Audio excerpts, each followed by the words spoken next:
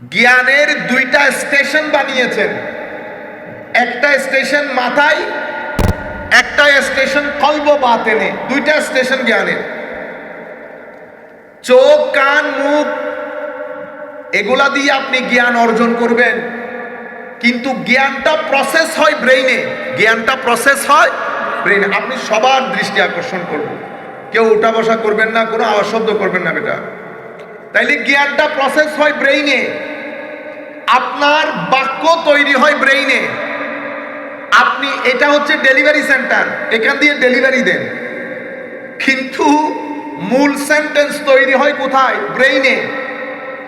কিন্তু এই বাক্যের সাথে যদি আপনি মহব্বত মিশাইতে চান অথবা ঘৃণা মিশাইতে চান, তো ব্রেইন মহব্বতও মিশ্রণ করতে পারে না, ঘৃণাও মিশ্রণ করতে পারে।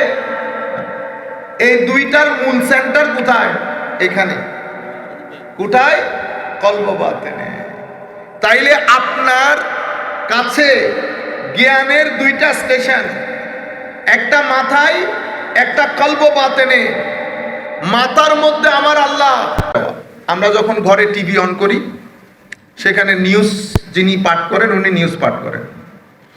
ওই নিউজের মাধ্যমে আপনি অনেক কিছু জানতে পারেন।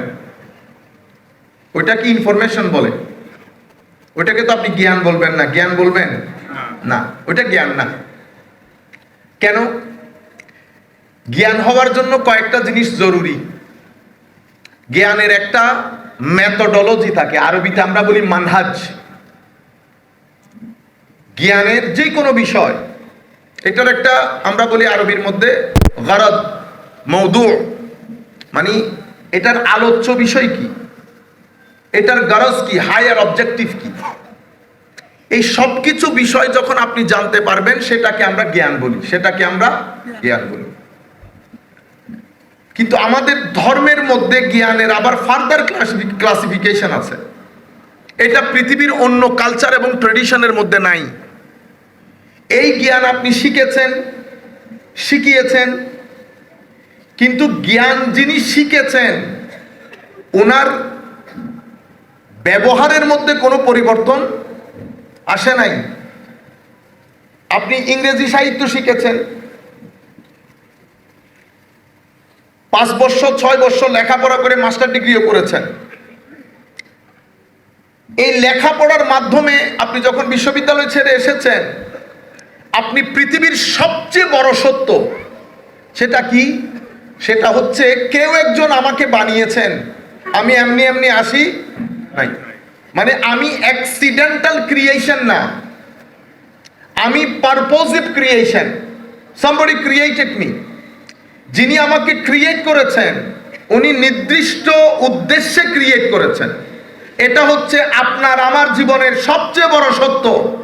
এই সত্য যদি আপনি তরুণ প্রজন্মের কাছে উপস্থাপন করতে না পারেন, তরুণ প্রজন্মকে যদি কনভিন্স করতে না পারেন, তরুণ প্রজন্ম যদি তার অস্তিত্বের, আবারও বলছি, তার অস্তিত্বের, অস্তিত্ব বলতে শুধু শারীরিক অস্তিত্ব না, তার শারীরিক এবং মানসিক অস্তিত্বের যিনি সবচেয়ে বড় কারণ এবং শারীরিক মানসিক অস্তিত্বের সবচেয়ে বড় সাপোর্ট যেই জায়গা থেকে আসে, সেটা আমার আল্লাহ, সেটা আমার স্রষ্টা।